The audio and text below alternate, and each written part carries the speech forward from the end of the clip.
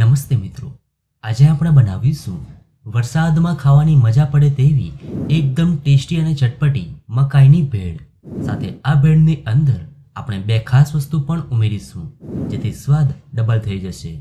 તો વિડીયો ગમે તો લાઈક કરજો અને ચેનલને સબસ્ક્રાઇબ કરવાનું ભૂલતા નહીં. તો ચાલો હવે બનાવીએ.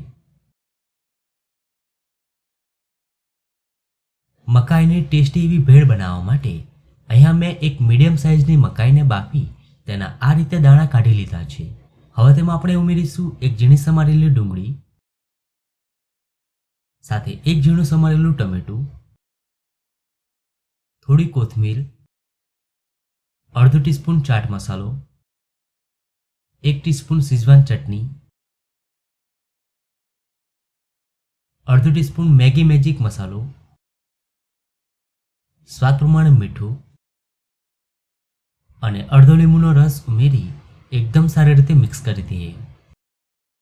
તો આ ભેળની અંદર આપણે શીઝવાન ચટણી અને મેગી મેજિક મસાલાનો ઉપયોગ કર્યો છે, જેનાથી આ ભેળનો સ્વાદ 100 ગણો વધી જશે અને ખાવામાં એકદમ સરસ લાગશે. તો ખૂબ જ સ્વાદિષ્ટ ભેળ તૈયાર છે. હવે તેને સર્વ કરી લઈએ.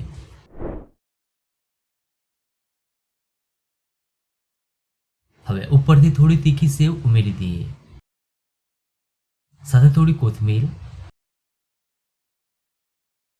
અને થોડી ચીઝ ખમણીને ઉમેરી દઈએ, જેથી આ ભેળનો સ્વાદ 100 ગણો વધી જશે.